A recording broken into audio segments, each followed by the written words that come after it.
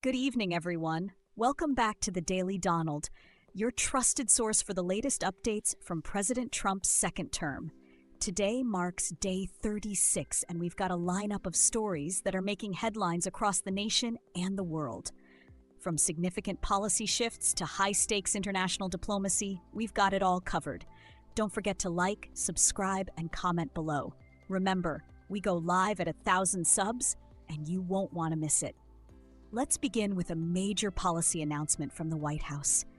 President Trump has directed all federal agencies to develop plans for eliminating employee positions, setting the stage for large-scale layoffs and a significant reorganization of the federal government. This directive, outlined in a memo distributed by the administration, requires agencies to submit initial plans by March 13th and comprehensive strategies by April 14th, with implementation expected by September 30th. The initiative aims to consolidate management, improve efficiency, and potentially relocate offices. Exemptions include law enforcement, national security, public safety, military positions, and the U.S. Postal Service.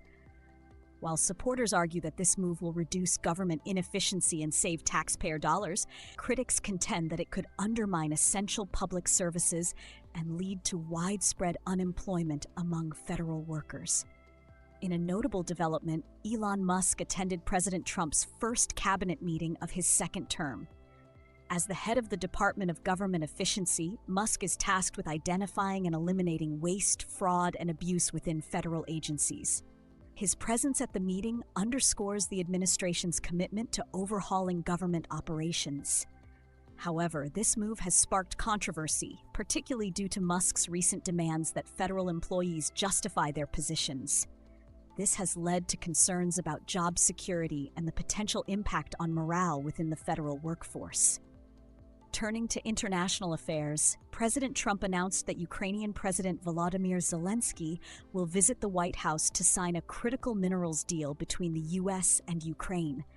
This agreement aims to provide the U.S. with access to Ukraine's rare earth minerals, which are essential for the aerospace, defense, and nuclear sectors. President Trump framed this deal as repayment for U.S. aid provided during the Ukraine-Russia conflict. However, he also stated that Ukraine should forget about joining NATO, suggesting that diplomatic negotiations with Russian President Vladimir Putin are the preferred path to ending the conflict. This stance has raised concerns among European allies and Ukrainian officials who emphasize the need for security guarantees and caution against making concessions to Russia without broader international involvement. On the economic front, President Trump signed an executive order initiating an investigation under Section 232 of the Trade Expansion Act of 1962 to assess the national security implications of copper imports. This investigation will examine various forms of copper, including raw-mined copper, copper concentrates, refined copper, copper alloys, scrap copper, and derivative products.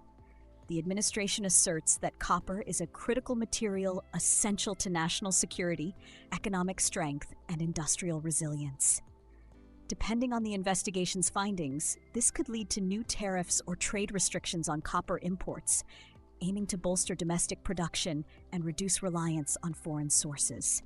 In a move stirring debate, the White House barred several major media outlets, including the Associated Press and Reuters, from covering President Trump's first cabinet meeting of his second term.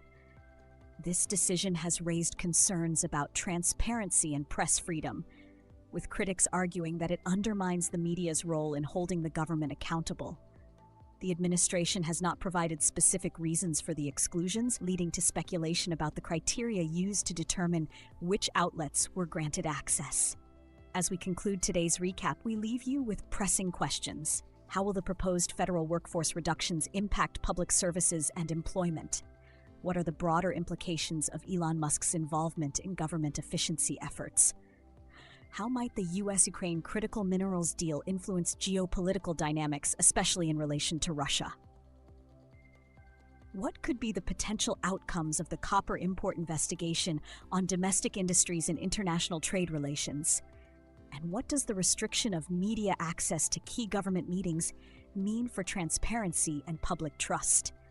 We invite you to share your thoughts in the comments below.